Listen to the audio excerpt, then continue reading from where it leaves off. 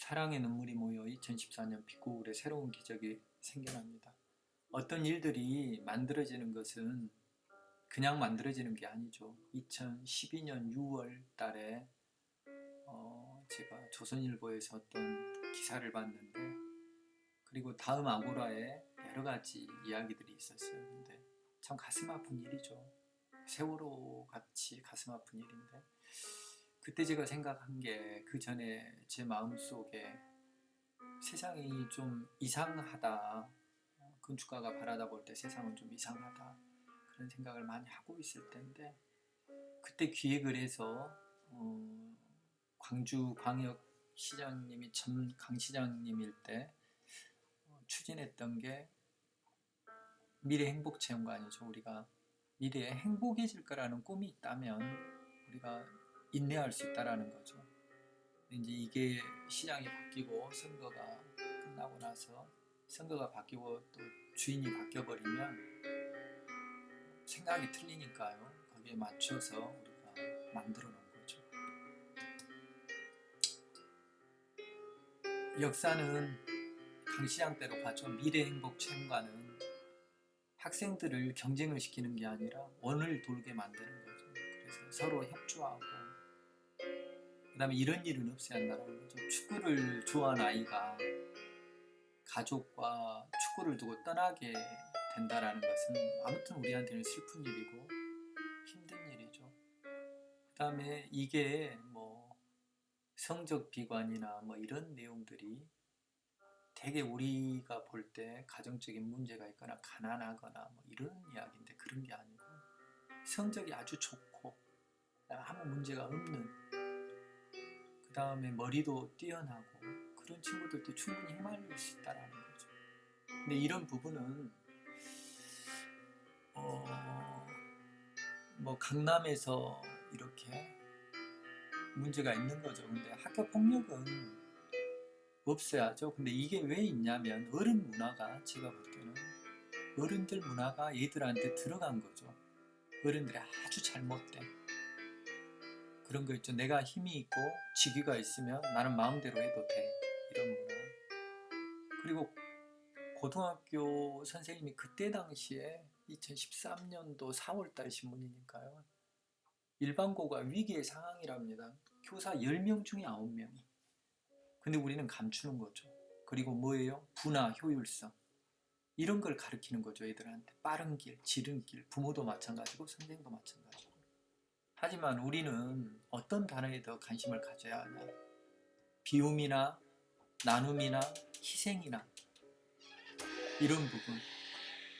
자기가 좀 가지면 비워서 나눠주고, 그 다음에 내가 좀 아니더라도 희생을 하고. 근데 이게 이렇게 되지 않는다라는 거죠, 사회가. 그래서 여기서 오는 그냥 분화 효율성을 획득하지 못한 사람들이 오는 좌절감, 그런 것들이죠.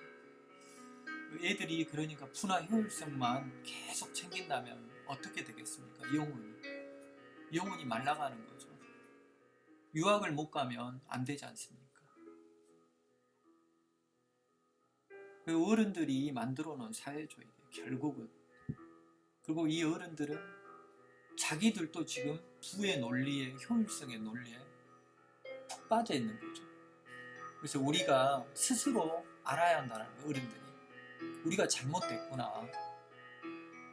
우리가 진짜 소통한다, 여러 가지 말들을 하지만 소통 안 하고 있거든요. 보면 잘못된 걸 보고도 그냥 가는 거죠. 그냥 가는 거죠. 그리고 나도 부를 쟁취하기 위해서, 나도 더 빠른 승진을 하기 위해서 참는 건 그것밖에 없는 거죠. 내가 돈을 벌기 위해서, 내가 어떤 목적을 달성하기 위해서. 남을 배려하고 참아주는 게 아닌 거죠. 그러니까 이런 부분에 대해서 어른들이 우리가 언제부터 이렇게 됐는가에 대해서 좀 생각을 해볼 필요가 있고, 다행히도 박근혜 정부는 4대학 척결 중에 학교 폭력을 넣었거든요.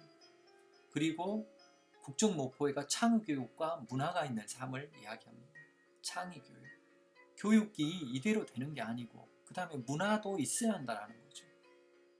또 중요한 건 강주는 문화 중심 도시거든요. 그래서 이런 여러 가지가 광주가 주목받을 수 있는 아주 좋은 환경을 가지고 있다는 거죠.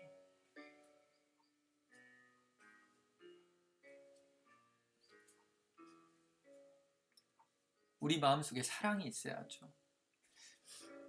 도교육감이 부동산 업자는 아니지 않습니까? 광주시장이 부동산 업자는 아니지 않습니까? 부나 효율성만 따진다면 그런 논리들이 맞겠죠. 광주광역시에 저기 매곡동에 가면 지금 한 거의 10년 가까이 돼갈 것 같은데요. 그 10,000평 이상의 대지에 도교육청 건물 그 부지가 다 건물도 다 낡아버렸고 유리창 다 깨졌고 그러고 있습니다. 그 314억짜리 건물인데 최근에 신문에 보니까 그걸 340억에 이렇게 팔아버린다고 하더라고요. 참 가슴 아픈 일이죠.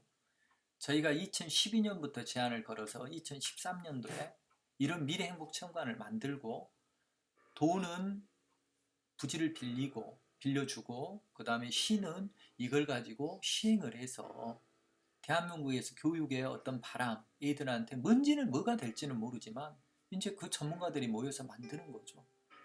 진짜 애들한테 줄 수 있는 거. 그래서 공부를 잘하건 못하건 집이 부족하건 아니면 집이 부가 넘치던 그런 거하고 상관없이 단어에 대해서 가르치는 거죠. 친구가 뭔가. 그 다음에 우리가 세상을 살아가는데 어떻게 살아가야 하는가. 그 다음에 어른들은 어떻게 공경할 건가. 국가는 어떻게 바라다 볼 건가.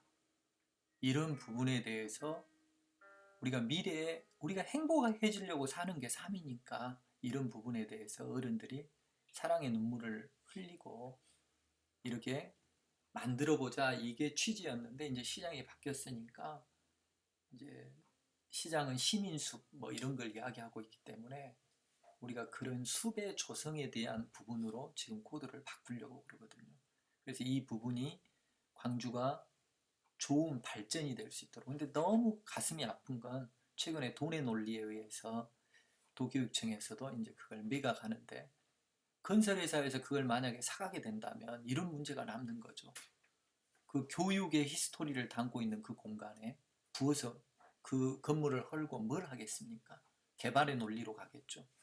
저는 그것보다는 이 프로젝트는 유튜브에 다 오픈을 하고 그랬지만 어떤 아이디어를 내든 그런 부분이 개발의 논리로 가서는 안 되고 진짜로 대한민국의 어떤 바람을 일으킬 수 있는 그런 그 다음에 호남에 있는 지도자들이 이런 부분에 깊이 참여할 수 있는 그런 그런 마인드를 좀 가졌으면 좋겠어요.